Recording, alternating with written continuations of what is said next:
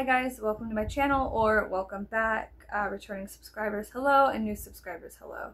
I really appreciate you being here. Feel free to subscribe if you're interested in these varying topics. I just kind of let loose here on this channel and do very long videos where I just talk. I just talk freely and openly, and I find it to be good for my personal psyche to just purge these thoughts into a place, and maybe you guys can find some little nuggets in the things I say, and maybe not. Maybe I'm very annoying, and sometimes I can be, so it doesn't matter.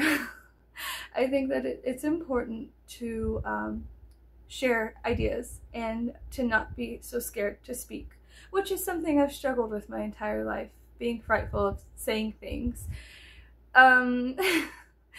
So thank you for being here. And I'm sorry. Let me also apologize, because these discussions I have with this camera,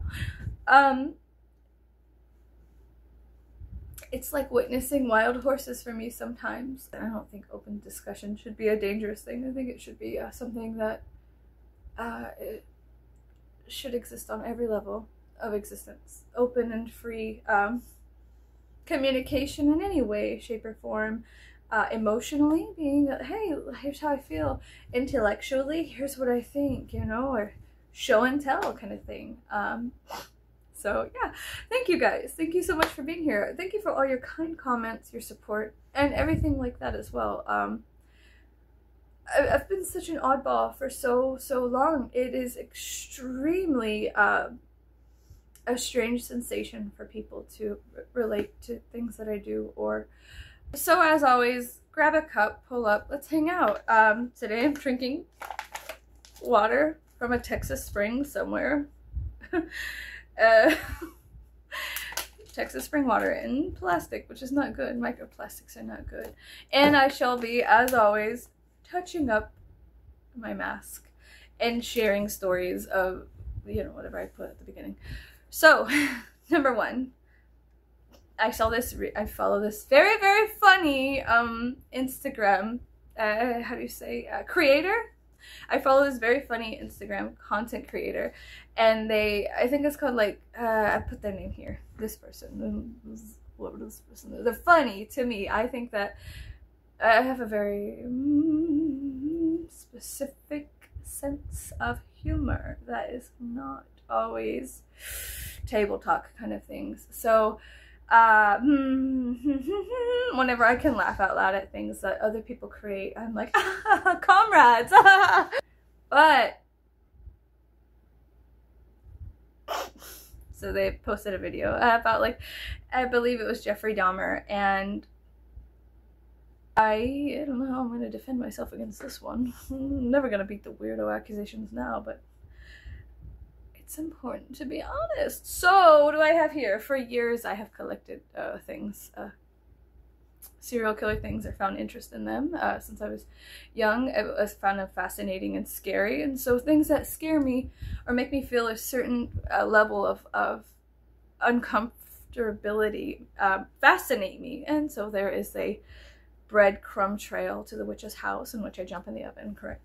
No, but so serial killers I find to be fascinating. I think that, you know, anybody has the capacity to do that.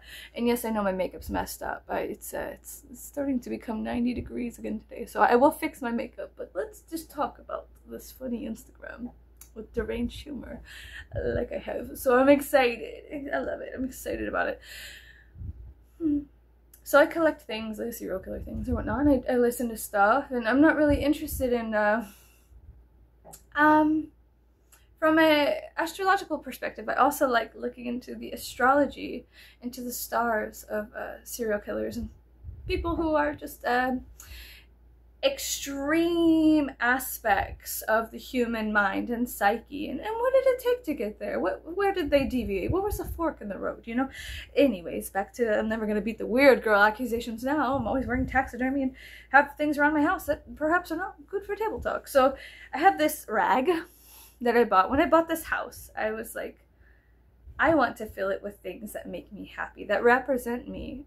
Art. I am really big into art. There's a specific kind of I believe, Klimt art, and there's just certain things that psychologically I can relate to and reflect upon and see myself within, and so I'm like, oh wow, how peculiar, that's amazing. Anyways, I'm trying to talk to you about this. I have a rag here. It's a dish towel, and it says, if you can't beat them, eat them. And I find it to be funny, and that's, of course, it's Jeffrey Dahmer in a...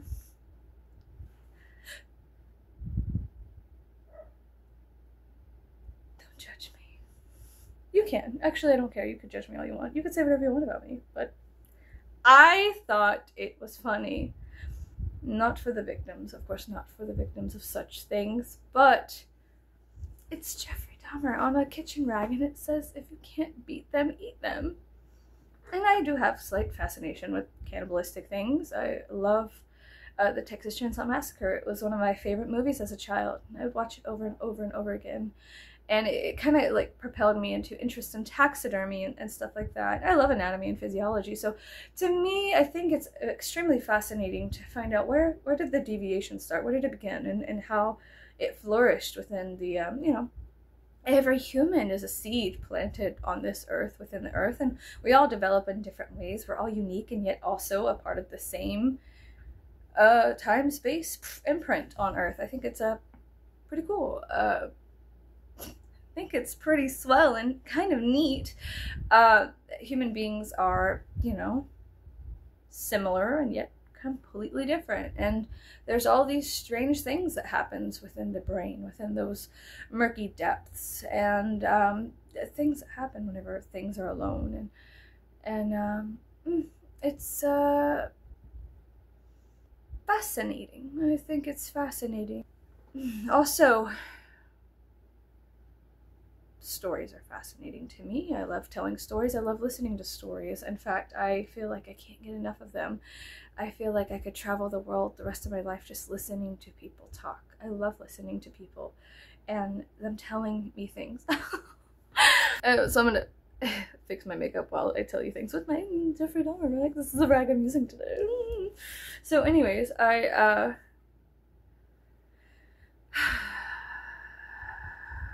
never gonna beat the world. I'm never gonna beat these weird girl accusations. Fuck it, we ball. Is that not what they say? Fuck it, we ball. So, 10 toes down, dog.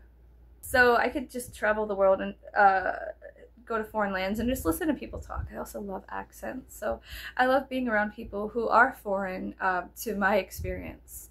And even though I feel alone, then I'm like, oh God, all these people are different than me. There's actually a strange sort of adoration I have for humans then, learning more about them and the depths and the way that people can take these very, very harsh, devouring situations, very Saturn-like things, you know, such as feeling entrapped, the soul and the psyche feeling entrapped and imprisoned and abused and tortured and things. And sometimes it sends people into darker depths, and sometimes it brings people into the light. But as a general guideline, things happen to humans, and then consequences happen because of those things. Most of them are psychological, things you can't see.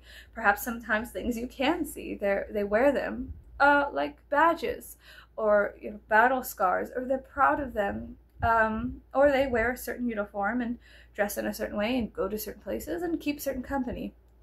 Either way, there are consequences to things happening to humans in general, and I love looking at all of that. I really do. It's fascinating because there was things that happened to me, and the consequences of those things are my lifetime love affair with understanding people, I guess.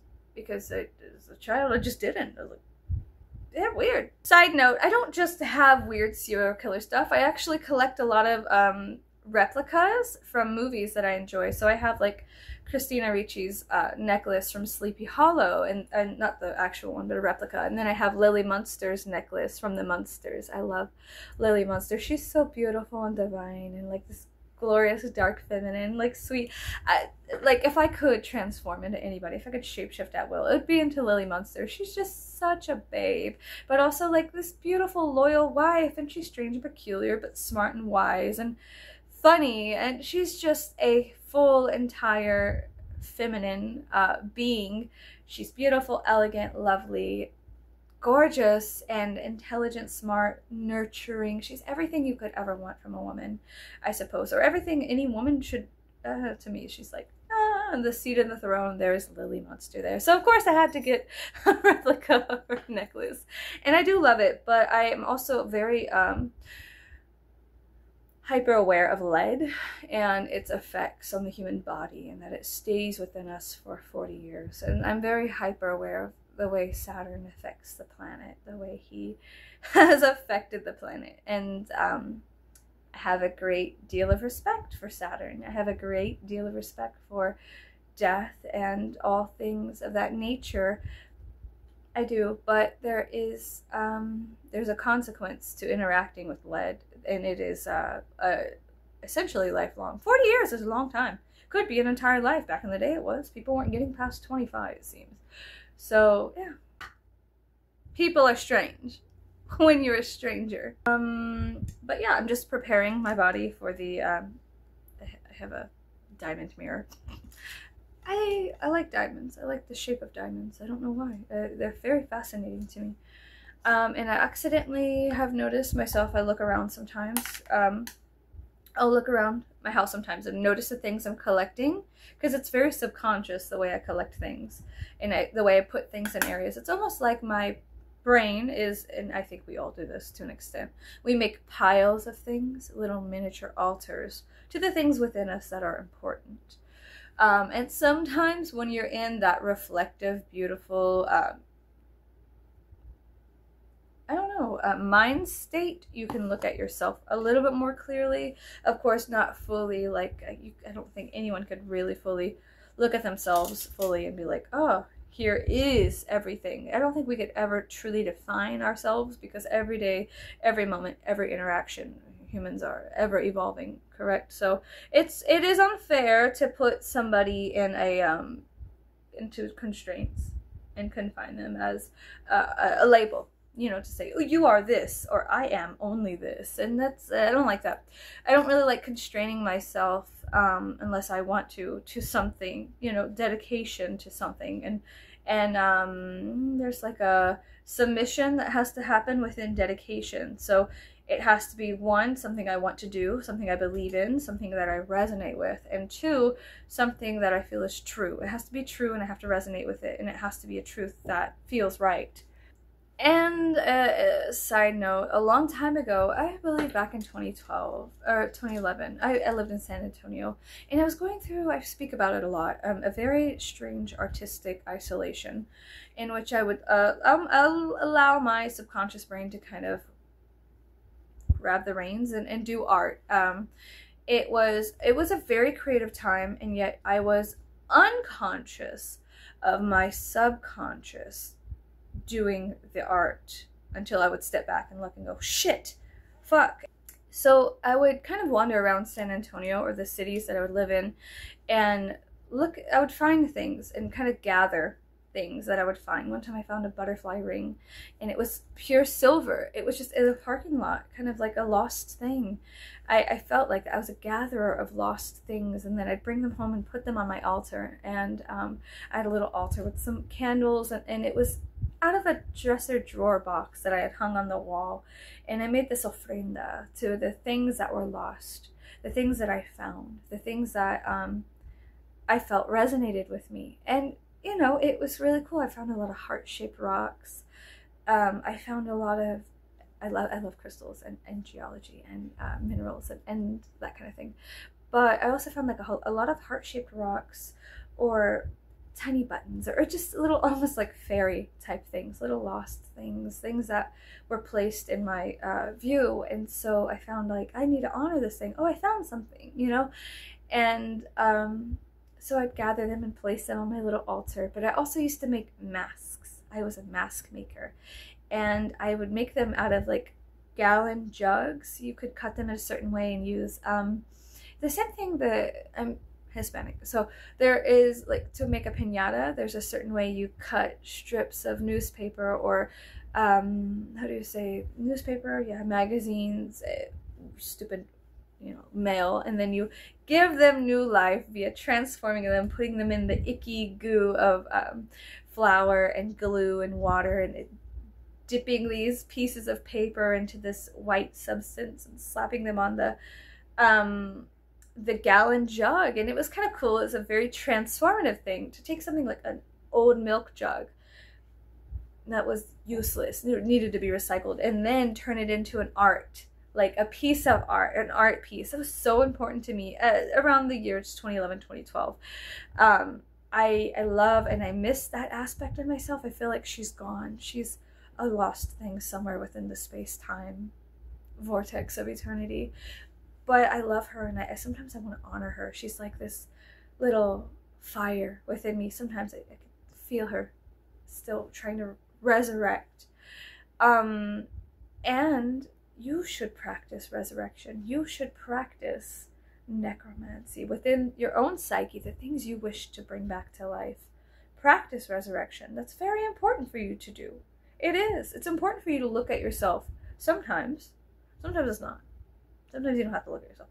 But whenever you are in those beautiful reflective states, look into those well waters and say, hey, echo, you know, and it comes back. Things will come back into those, from those waters, in those deep wells, and practice resurrection. Rise from the dead, the things that you love and you wish to see again within your life, the things that are important to you. They'll always be there for you. You just need to learn resurrection within yourself of those things. So I would make masks out of things that were no longer wanted or needed. Trash. Things I would find on the side of the road. Things I'd go downtown in San Antonio and I'd touch all the buildings, old ancient buildings, and I would feel them, because my hands, when I touch things, it's like I feel like I'm absorbing something through them, some kind of, the texture and everything. It's so old. It's older than us. It's older than our generation or our society, really. It's a thing that is dead that we kind of put things on top of, you know. And so I'd go downtown and I would just kind of clock out and watch the people and observe and touch the ancient buildings and find all of these beautiful old, like the Majestic Theater. There is an image of Pan, these ancient gods still carved into structures. And I would look at them like they were friends that I knew, but I didn't know, but they are. And they always have been, and they always will be, parts of our psyche, parts of the collective consciousness. And so it was so important for me to see Pan and be like, hi, I know you. Like, I see you. There he is. And other people are like, that looks like the devil. That looks like Satan. And it's kind of fucking disgusting. We should chop it off and destroy it. No, no, over my dead body. You're not going to touch Pan. That is his place. That is his theater. That is the place where people can go to experience that. You will leave him there.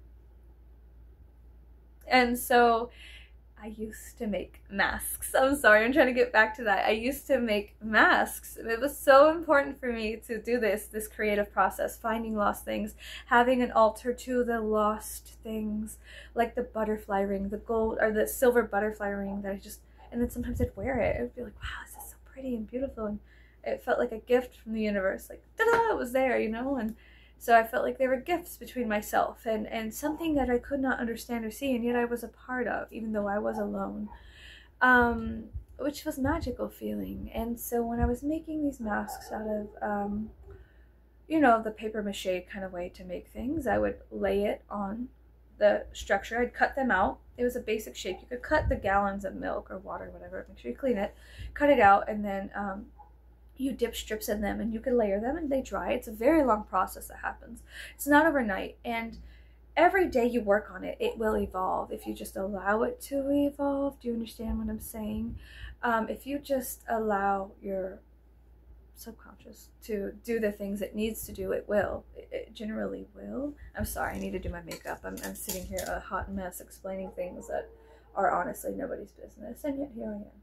So yeah, I would sit there and I would put the strips on the I'd put the strips on the gallons, and it was a good structure, and I would make masks. Now, I made a fox mask. I made a mask of Anubis, because I love Anubis. Anubis is fantastic to me. And I wanted to be a mortician, so I thought Anubis was spectacular. I think I made a mask for Bast as well, or Bastet, the cat goddess in Egyptian mythology, or in the Egyptian cosmology, or whatever. So I love cats. I have this very feminine, feline thing about me that I resonate with cats, so I could resonate with her. And then I also had a friend who she actually practiced, she was pagan and she worshipped Bast or Bastet, and so they have many names, but the one she chose to worship was Bast or Bastet. She was a child of Bastet. So I made these masks and I would hang them on my walls. 1, 2, 3, you know, I had like a whole art gallery in my house of lost things, ofrendas or shrines to things that I found were interesting at that time, that were really important for me to surround myself with. It was important for my own psychology and my own development at that time, because my frontal lobe was not yet fully developed. I believe I was let's see, 2011, 2012. I was born in 92. So about 20. Ugh. It was 20. My frontal lobe was not developed, but I was a child. God damn, I was a child. Oof. I was a child and such and yet I was a mother, I was a wife, I had many roles. I had many masks. So do you understand that at that moment in my 32-year-old body with a full frontal lobe, inspecting my life, looking back and finding deeper avenues, deeper game trails that ran through, deeper threads, more solidified threads that ran through my psyche as a 20-year-old, at a 32-year-old, and then before, and I'll look back at this in probably 30 years and say, how interesting, how peculiar, how strange these things are connected together. So as a 20-year-old, I was enveloped in gathering lost things, making shrines, and my whole house is like an art gallery. And when people came over, I felt a twinge of shame. So I would have relatives come over basically and say, aren't you afraid of being judged? Aren't you afraid of what God would think of you? This is how you spend your time. Aren't you afraid? Are you not scared? And I did it so subconsciously, the gathering and collection of lost things, much like a little fairy myself. The gathering collection of lost things and people. Sometimes I felt like I gathered lost people. That was like my little tribe, the lost things, the things that were and were not and were in between, just like I was. I didn't feel real. I was in a city and yet I was alone, and I was going through very confusing things. Nobody at that age that I knew had a child and was a wife and a mother and had these roles, and so it was a very slow, painful descent into everything that I thought, everything that was and was not, and everything that people had told me how life was supposed to be, and versus what I knew life was and what it could be. The excellent transformative power of humans is unmatched and confusing. It needs a will, the willingness to do so, to transform. It has to come from within, you know? And then it does, and it is one of the most magnificent things to see, the power of transformation, the phoenix spirit and energy, the dragon serpent energy within people. I think it's beautiful. I think it's divine. I think it's also admirable and just the coolest thing to see somebody transform, to go from such like dark depths, murky waters and horseshit, like the lotus flower being born, rising out of these murky things. It's beautiful. It is kind of like witnessing like a Buddha or something like that, like the Christ consciousness, which is available to anybody for the low price of $19.95. No, just kidding. Oh my god, stop. But anyway, so people would say things that made me aware. Aren't you afraid? This is strange. And so when everybody around you is like, this is strange, you are strange. I say how things are. And especially if it comes from like an older man, and I had When it comes from somebody who is supposed to be a mentor, who is supposed to guide your hand and things like that, and that you look up to and ask for guidance from, you know, a guide, it's damaging. It has consequences. Their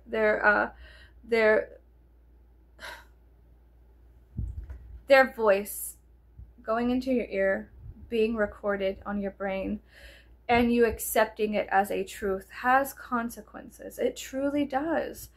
So you have to be careful. You got to be careful about who you listen to and who you let sit at your table. I've said this before. Who you let sit at your table. You have to have an amount of discernment, and discernment means knowing how to use scissors, knowing how to use a knife, knowing how to cut, the art of cutting, the art of slicing, the art of discerning, is this good meat or bad meat, or is that a rotten flesh on a fruit? Is it still edible? Should I just toss it away or compost it or turn it into something else? The art of discernment is something that you could only truly learn by submitting yourself to strange circumstances. Circumstances that are annoying and aggravating and confusing and everything. You know, they're not safe circumstances, per se. Like, how can you discern what is and what isn't? You have to start asking questions. Otherwise, you'll just forever be nothing.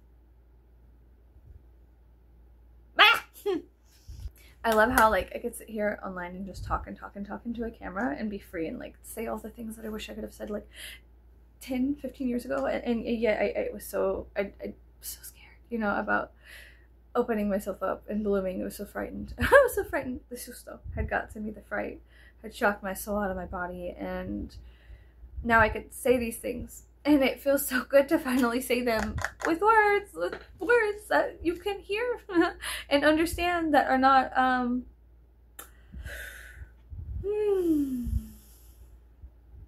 jarbled up and mixed. They're comprehensive, and I think I'm stringing them together in a way that you can hear me. As there should not be confusion, and if there are, it's okay. But if I were to say this, like, let's say I had the balls to sit there on a street corner, much as other people from other religious things. Like when I would go to San Antonio. I always speak of San Antonio. It's my hometown. It's a place I love. It's, you know, Tony, look around. What is lost can be found. It's San Antonio. He is the saint of lost things, and I found a lot of lost things, and I found myself a lost thing within San Antonio. That's a expression that is a saying.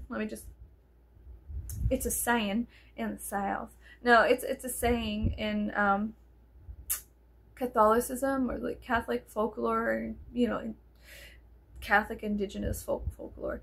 That Tony, look around. What is lost must be found. It's a little thing you say. You ask for help from the Saint Anthony, San Antonio, you know, and you ask him to help you find things. And I think that's what I was doing. I was looking for myself when I lived there, and I found a lot of myself scattered all over the city, and I collected it. And I put it on my shrine, and then I had kind of a self-portrait to the inside of myself, you know. With the mask making, it took time, and it was a very artistic process, going from something not usable anymore, something that needed to be recycled, something that had no longer held value, to ripping up words, ripping up and jarbling words and putting them into the murky white waters of the media, and slapping them on the thing, and shaping and forming and making eyes and slits and giving it life, and then painting and putting all these shadows and things and symbols on them. I had this glorious fox mask, and that was at the top of my altar of lost things, was the fox. I had a very special connection to foxes and to the trickster, and I have a very, very large amount of infinite respect for trickster archetypes. I do. I love them. I love them. And I love anybody who embodies that archetype so well, even if they are confusing, or if they are, they always get misrepresented. There is a story within them in their actions, and how you take it says more about you than it does about them. And I think that's what the trickster is about. They do things that are so strange and peculiar, and they make you ask questions, and they make you look at life from a different angle. And they invert things, and they flip things inside out, and they show you what is and what is not, all through what you think is somebody being fucking stupid. It really truly reveals more about you, the things that come out of you once you interact with such a deity, an energy, an archetype, a person who embodies that archetype here on earth. It's beautiful. Not only is it beautiful, I have a rabid love for it. It is a flame in my heart that is so insatiable. Like, it's just so beautiful to see such a creature.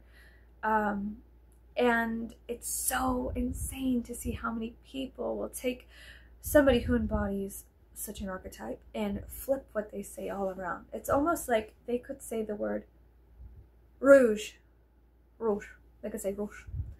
And somebody will pull it apart and mix it up and jarble it and all these things, and say that they said rat or road or run or something of that nature.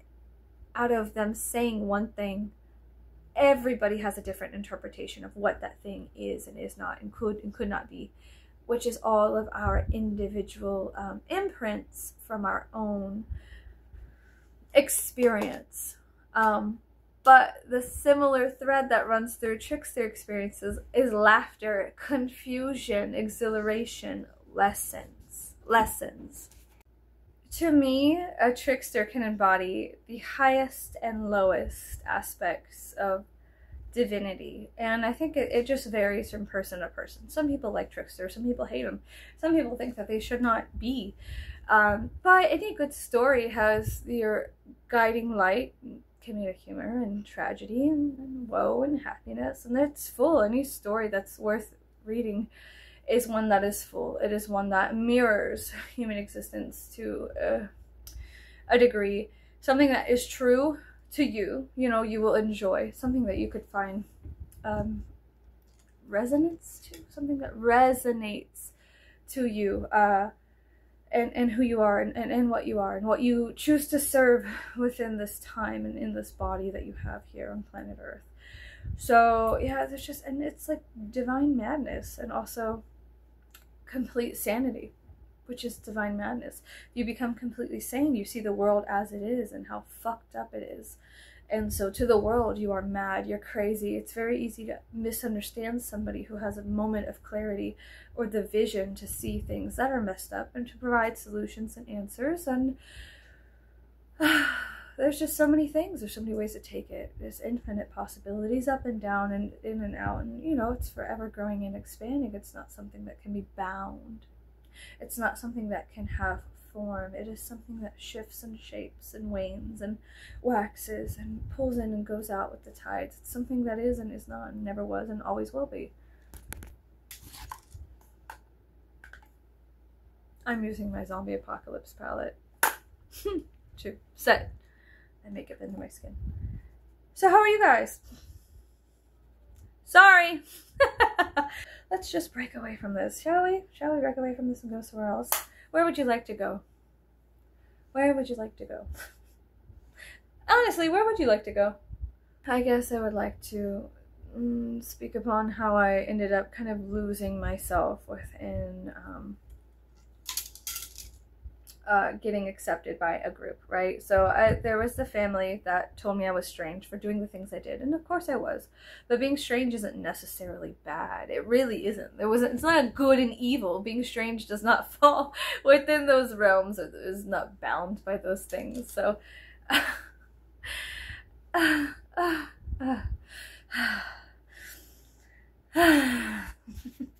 so excuse my ears. Excuse my big ears.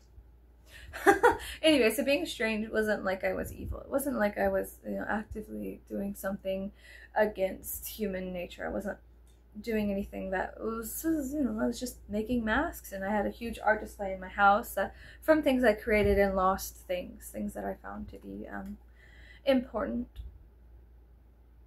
So I wanted to serve them, you know, and in a way it was like I was serving myself, or my highest good was through this art, and through understanding the divinity of the trickster, you know, the coyote and the fox and the crow and the raven and this and that and everything, right?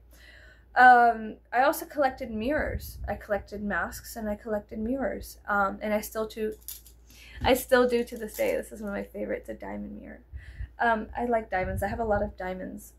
I do my own tattoos, so not this one, but I have a lot of diamonds, and for some reason that's something that I draw. So I kind of tattoo different colors and things on me whenever I feel like I want to, you know, whenever I feel like I need to, I'll do that or whatever. But I noticed that for some reason I draw diamonds a lot, so I do enjoy diamonds.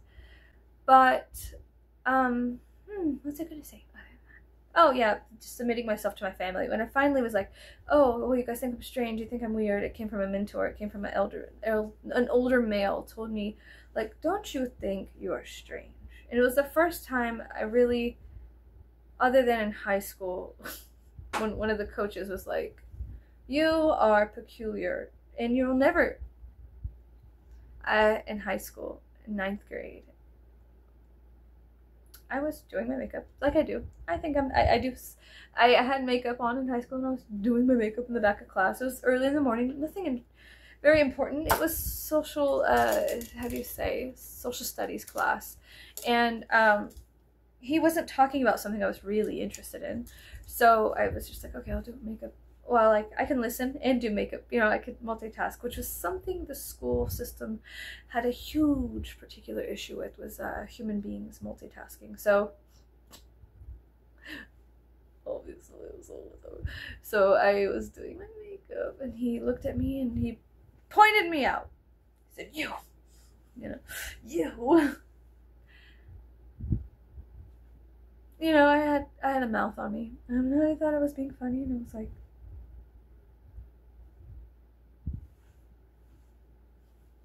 me, you know, kind of thing. And he said, he just ripped into me, this grown man. He was extremely tall. He was too tall. He had a duck underneath doors. He was a very tall man, very slender. And he looked at me, but he looked like a lumberjack.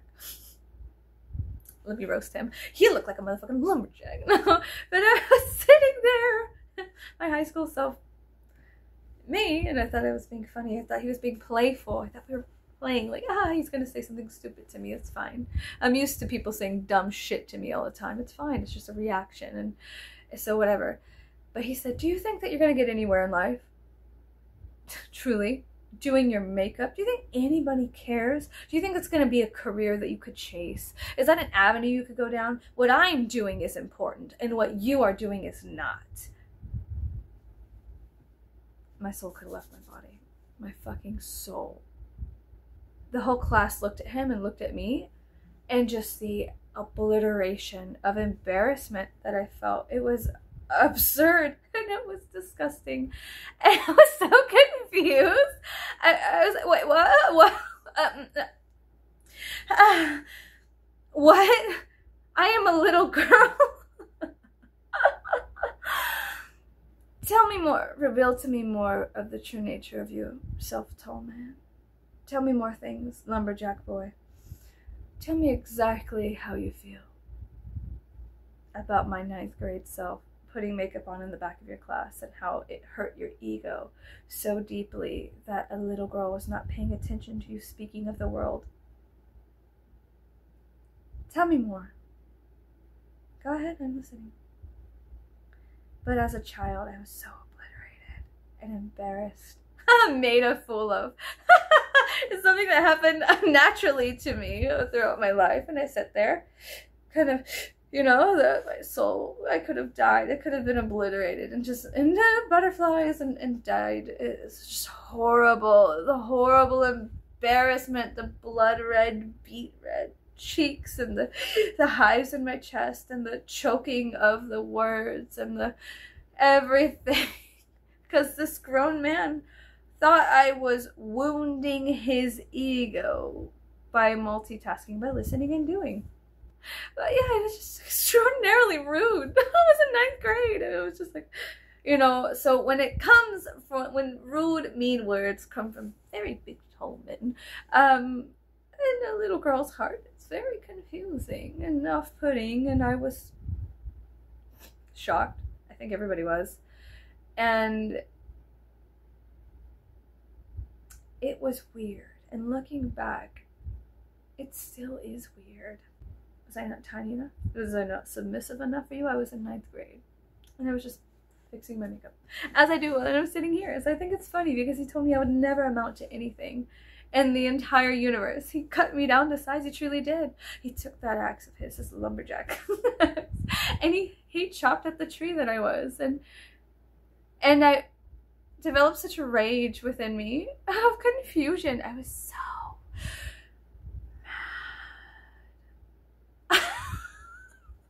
And it's so funny because everyone loved him. They were like, we love Coach, whatever. I'm not going to tell you his name because it's none of your business. But they were like, we love him. He's the greatest. Isn't he so funny? And he's so cool. And he laughs at us. And he always pranks us and tells us jokes. So I thought that he was going to be funny to me. I heard stories of him being a character, being funny, being just this jolly giant. And yet, not to me. So I developed such an anger and rage. I was like, why did he treat me in such a way? What did I do? Was it from within? Is it me? Is it truly, was it me? Was that me? Do you hate me? Are you saying you hate me? I'm confused. I'm confused. You had the entire class turn and look at me. You made an example out of me, and then you told me I would never ever amount to anything. I was in 9th grade. Those are big words for such a small child. Who are you, truly? Like, that's disgusting. Do you speak to your wife this way? Do you speak to your daughters this way? Is this how you would treat your daughters if you had them? How funny it is. How curious and strange. And I do have a love for world history and social studies. I truly do. And I love going toe-to-toe with people and debating and talking and listening and communicating about things and events and hearing certain perspectives and also challenging those perspectives. I have no problem with it. But I was so tiny. I was so itty-bitty. You asshole girl. You're mean. It's cruel and strange. So then I developed an inner rage, and I went to the bathroom and looked myself in the mirror, and I looked at my mask, and I said, what is this? What's going on? I took the mask off. I looked at myself more, just a 9th grade little girl. I was like, oh, I'm so mad. I was so mad. I have heat in my body. I'm radiating. I feel like you could see me from the space station, how deep and profuse the heat was coming off of my body, of confusion and like, they said he was funny. That wasn't funny. I didn't get the joke. Oh, I'm the joke. It's me. It is I, the joke. I am the joke. I see. So what's so funny about me? And I just looked into that. Well, it was one of those underworld cracks and crevices I slid into. One of the rabbit holes I found myself sliding down, snapping my ankle in and being like, where am I?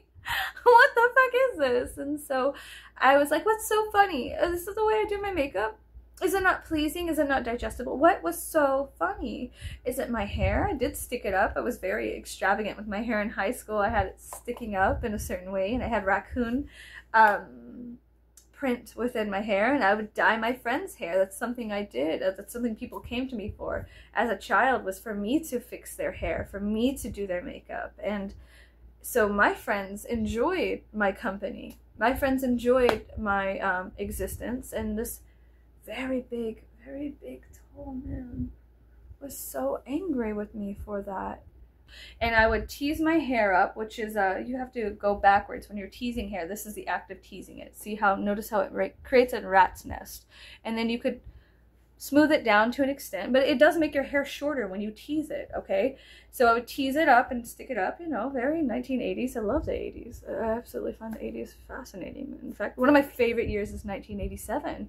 It's one of my it's a beautiful year cinematically, but also it was a year that an explosion happened within the universe. So cosmically, there was this like the neutrinos that are flying from the supernova, I suppose. And so astrologically, I find 1987 to be beautiful. And then cinematically, I also find it beautiful. So anyways, I love the 80s. Dress code was embarrassing. One time I fell down the stairs.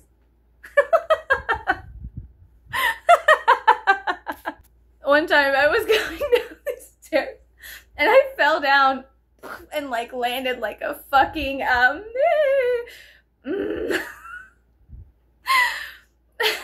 landed like a body, you know, there's a body, the dead body police things, whatever, you know, the crime scene like sketches or whatever. I landed like that at the bottom of the stairs and they were like, "Are you fine?" And I popped up and I was like, "Of course I'm fine!" Ah! And I ran off and I was like, God hates me. But yeah, it's just, high school was such a strange experience for me. I fucking hated it. Dude, it was so embarrassing. So embarrassing. Because I was like, oh, yay, I'm in high school and I have friends now and we hang out and it's so much fun. And I was like, you know, the high school is going to be a certain way. I've seen enough 80s movies. I know how high school should be. You know what I'm saying? I know how it should be, and my experience was not living up to the experience that I thought life was supposed to be within my own head. And I was like, it's me, it's my fault. The coach told me, the very tall lumberjack coach, he said it was my fault. Nah, I'm kidding, fuck him. But God, it was just so embarrassing to be made fun of and whatnot. And I had a beautiful English teacher. I did have support from certain teachers, just got it. They just got it, like they just got me. So I had this English teacher and she would always fall asleep. She'd make us do her. I did Alice in Wonderland as my I did Alice in Wonderland as my my, how do you say, English report. My English report, you know, you had to go up to and talk in front of the class and everyone was always like, this bitch, she's gonna go up there and talk, okay, you know. And I was just like, okay, well, first of all, fuck you guys are total pieces of shit. And then second of all, hi to the teacher, like, hey girl, because what she would do, she had like a whole vial of Skittles behind her, like a jar, like the kind of jars that I put laundry detergent in or coffee in, like a very large jar filled to the brim with Skittles, and she'd eat her Skittles and listen to our stories, and sometimes she'd eat her food and her English teaching was, she didn't give a fuck, right? But she was so supportive of me, and whenever I got up there, she would actually listen to things I said, and she'd be like, okay, well, let's look at it from this way and that way. And I was good with writing. I wanted to be a writer. I wanted to be somebody who worked on, like, piecing together plays. I wanted to be, you know, a part of the theater department. So for me, it was important to know how to write, and I could clock out and just write really, really nice things that my English teachers were super proud of, and I always got like excellent, like straight A's in English. Every once in a while, as I speak, I always say things like, I always say and stuff like that, or I see the word like, and those are the two things that I learned how to remove from my vocabulary when I was writing. But when speaking, I still talk like, you know, like a girl or whatever. But yeah, I still sound stupid when I talk, but it's fine. So yeah,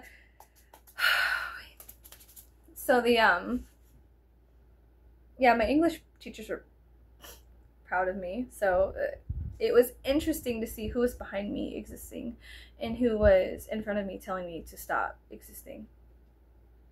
Very peculiar experience. And so whenever my confidence was smacked in the face by a very tall lumberjack social studies teacher who everyone loved and adored and was like, he could do no wrong, he put his boot heel on me, and it was like, ha ha ha, you know, you fucking idiot, so you'll never be anything, you stupid girl. And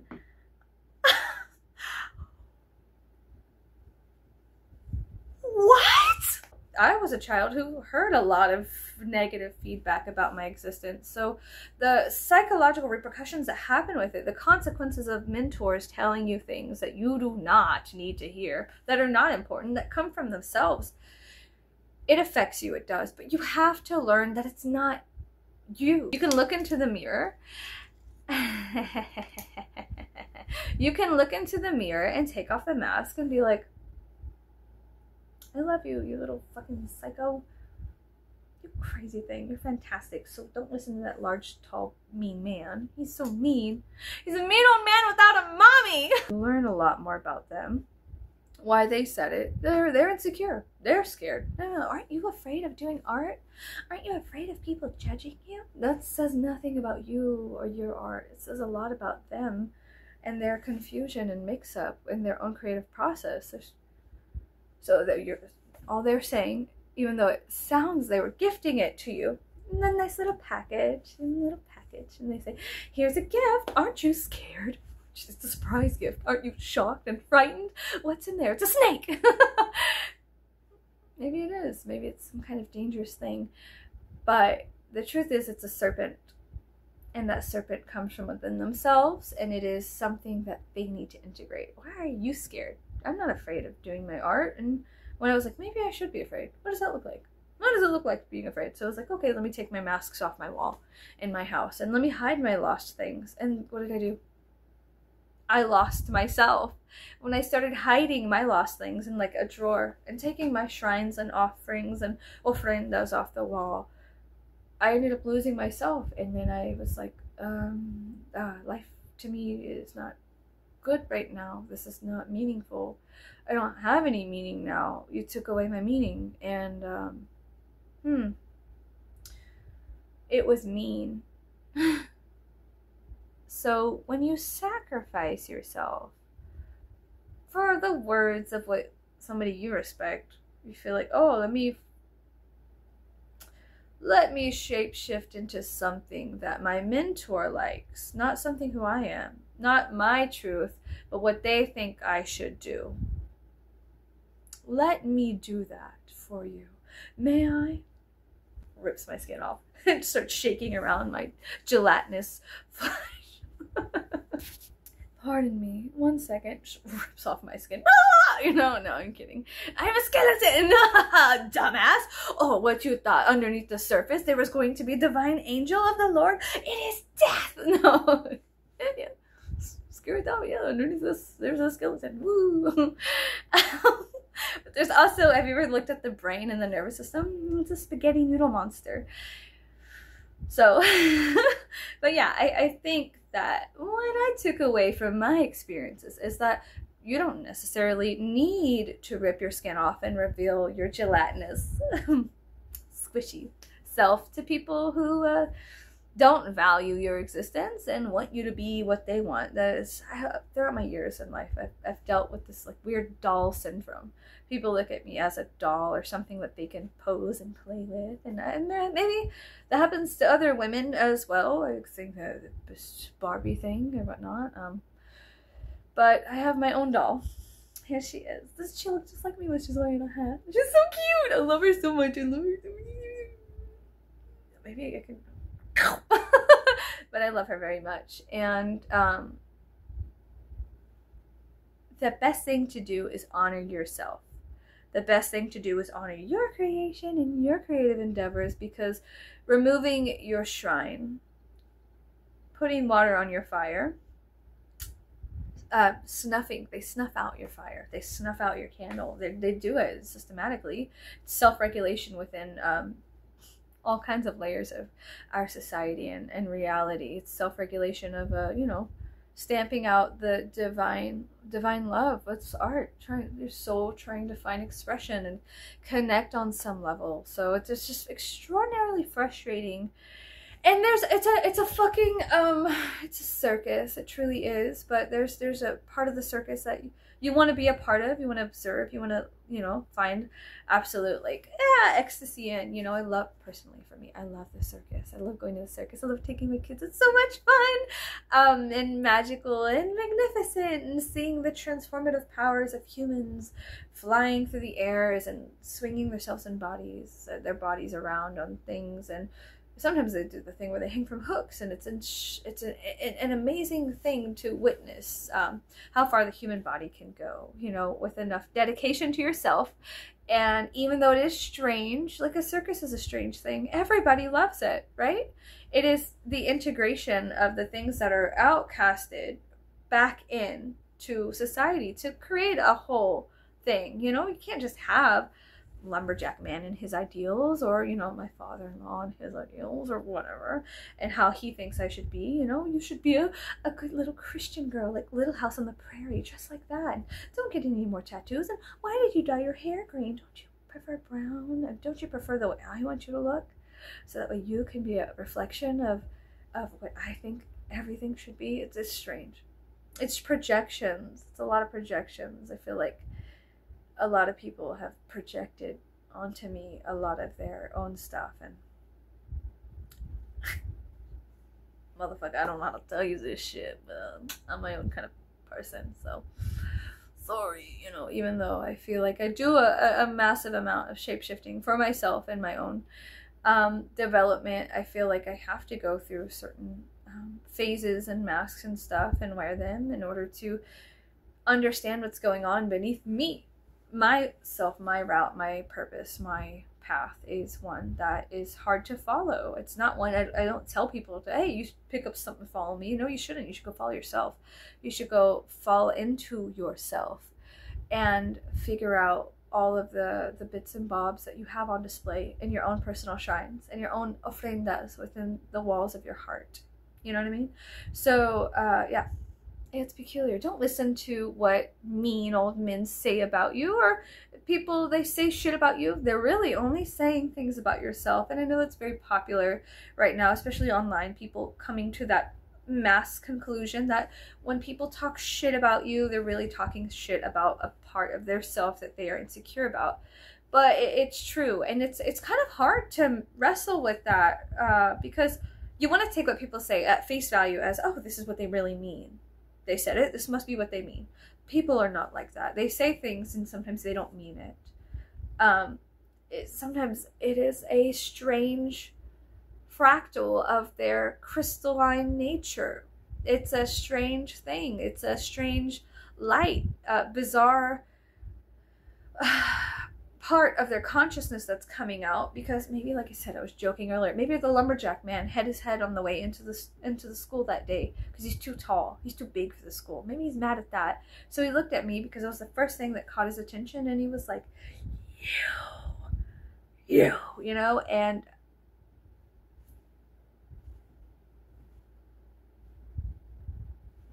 you know, I look like a mouse. I gotta hide my ears. I always hide my ears. I always hide my ears with the big hair. One time a lady almost cut my ears off when she was cutting my hair. I told her to cut it with layers, right? When I got a fancy haircut, because I cut my own hair. But I got a fancy haircut at a salon one time. And she almost cut my ear off. It's the first time let me ear reveal. Okay, I do have big ears. Okay. It's fine, this is fine. I do have big ears, and I have my ears are gauged. I ended up gauging my ears a long time ago, in like 6th grade. But I do have pretty big ears, and they stick out. And my brother's grandmother, we have separate fathers, his grandmother would tape my ears back when I was a kid because they were too big. She tried to tape my ears to my head when I would go to her house. She'd be like, God damn, those motherfucking ears are big, you know? Who cares? Anyways, if you ever have questions about why is she like this? Why are you like this? The amalgamation of consequences of others' actions imprinting on my brain and having to sort that out. But yeah, there's like twice. Recently, I got a bob. I love French bobs. They're so adorable. And my friend has a French bob, so I can vicariously observe and adore her for having it. They're just so cute. I love bobs. But they're just so adorable. And I love this. My name is Emily. And I love the movie Amélie. And it's this beautiful French film. And she's got this perfect French bob haircut. Oh, it's divine. And it's such a good film if you've never seen Amélie. It's so good. It is so good. Oh, it's such a divine film, and I love it so much, and she's very different, and I found a resonance within the film of her like loneliness and stuff, and so I was like, oh my god, her name's Emily, basically, and she's strange like I'm strange, and yet, wow, it felt seen for a moment. Anyways, Amelie, very, very good film. Very good. If you don't like reading, it's subtitles. It's in French. If you know French, you could watch it, but there's subtitles if you do not speak French. Sometimes I'll turn subtitles off and just listen to like foreign films because I like listening to them speak, and I like understanding. I'm very good at picking up body language, so it's kind of like a fun game I play with myself to observe people speaking other languages and understanding what they say without knowing that language. You could pick up a lot from just observing people. And I like doing that. It keeps me sharp, keeps me, keeps my brain entertained, and also I'm able to pick things up and learn things too. Like, it's easier for me to learn languages that way, like other languages, if I witness the body language and what you do and how you say the word. It holds different values, the speech of individual meaning. There's individual value for one word. Like I was speaking on earlier, someone like a trickster archetype could say the word rouge, you know, rouge, and it would have different meaning and flavors for different people. You could say the word cat, and you will envision something different than I will, and yet we can come to an understanding between our two islands of middle ground, what cat is. You know, what is cat? What is it? So there's an interesting thing that happens with spoken word, body language, human interaction, and those things. I think I'm gonna start leaving. I always say these things. I'm gonna go, and then I march on for 5 more minutes, and then I finally pull the lever and I disappear. But into my daily life. I have to go away from vlogging about whatever the hell I just said. I know it was about my 9th grade strange interactions and me being a 20-year-old putting masks on my walls that I made out of milk cartons, and feeling insecure about older men telling me things that like I shouldn't be, and I should be this way or that way, and being confused about what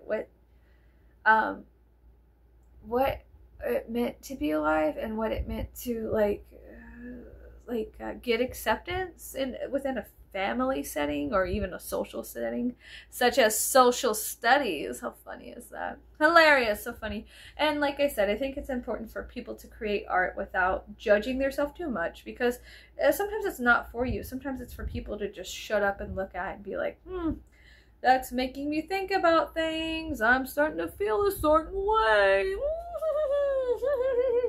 But it's important. It was important for me at 20 years old to make masks and collect lost things and have ofrendas and shrines to the lost things that I would find all over San Antonio.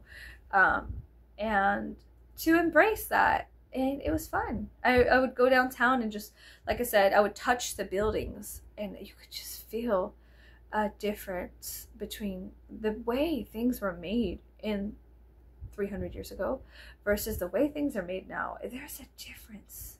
There's a distinct difference. It's almost like you could feel souls within the building or something.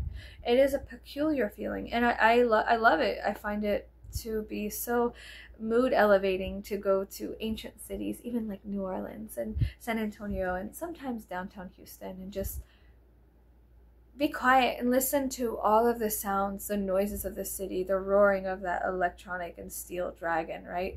And all these, and just touch the buildings and touch the railings. I like old wrought iron as well. Sometimes I just rub my hands on things and walk and clock out and just allow myself to be within that moment without saying anything, which is funny. And I have kind of a deep insecurity about speaking like this around people here where I live, because there's no way that would fly. I think that I would be locked up very quickly. I think that the villagers would come up against Frankenstein and I would be chased out of town, if you know what I'm saying. It is what it is, but this is what I do. I find creative confidence in expressing things here, and it's something that I want to protect within myself.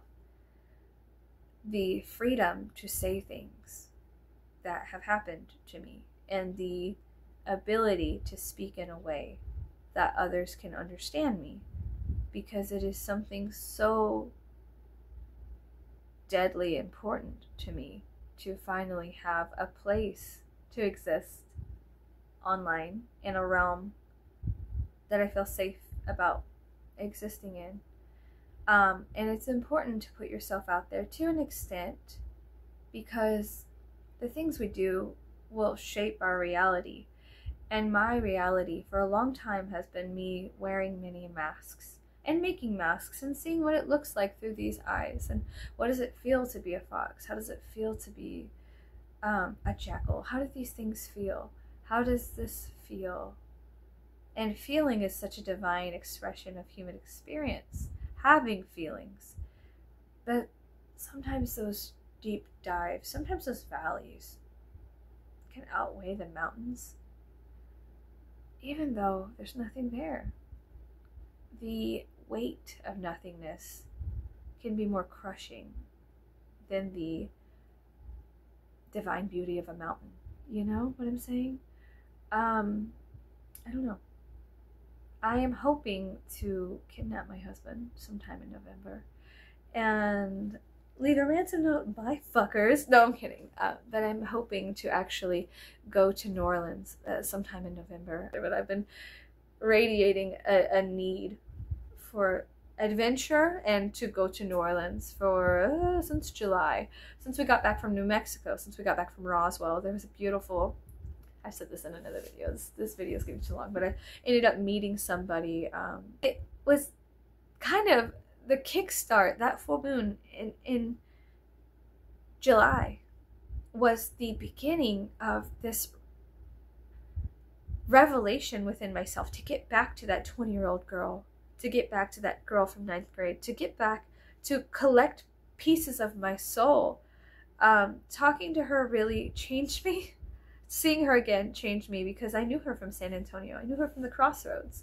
So it was since the July full moon, I've been on this like soul retrieval, soul collecting experience where I've been gathering aspects of myself that I had hidden all over. I've been gathering the lost things, my little aspects and fractions and fractals and fractured pieces, all these glorious pieces of myself that have been smashed over time and space and are making this new mosaic art piece of my life, what it is now. And I find a lot of beauty in it, sadness, frustration, a little bit of guilt, a little bit of self-acceptance, radically, and it's helping. So yeah, just important. It's important to me. So here I am, doing the thing that is important to me out here. And hopefully you can find your importance too. Okay, I'm gonna go now. I hope you guys have a good day.